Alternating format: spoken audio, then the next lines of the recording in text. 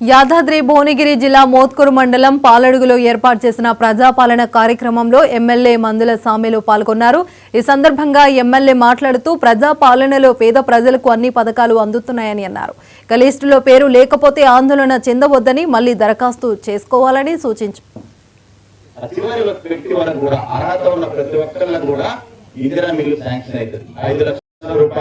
దశల వారీగా బేస్మెంట్ కింద ఇట్లయితే మీరు కట్టుకున్నట్టుగా డబ్బులు శాంక్షన్ ఇక్కడ కూడా రద్దు లేదు। అర్హత ఉంటే ప్రతి ఒక్కళ్ళకి కూడా వస్తాయి, అనర్హులకు రావు। అంటే పెద్ద బిల్డింగ్ ఉంది, కార్లు ఉన్నాయి, వాళ్ళకి ఇవ్వడం కష్టం కదా। అంటే అర్హత ఉండి పేదరికంలో ఉన్న వాళ్ళకి, ఇల్లు లేనటువంటి వాళ్ళకి, పేదల్లో పేదలకి, కైకిలి పోయే వాళ్ళకి, ఇల్లు లేని వాళ్ళకి, వికలాంగులకి, వితంతువులకి, భర్త చనిపోయిన వాళ్ళకి, వీళ్ళకి ప్రథమ ప్రయారిటీగా మనం చేసుకొని ముందుకు పోయేటటువంటి కార్యక్రమం ఇందిరా మిల్లు। ఈ రెండు జాబితాలు చెప్పిన స్థలం ఉన్నోడు, స్థలం లేనోడు, ఇప్పుడు ఇమ్మీడియట్ ఇచ్చేది మాత్రం స్థలం ఉన్నోడు। ఈ పవిత్రమైన గ్రామానికి మొట్టమొదటిగా మరి కలెక్టర్ గారు అడుగుపెట్టడం జరిగింది।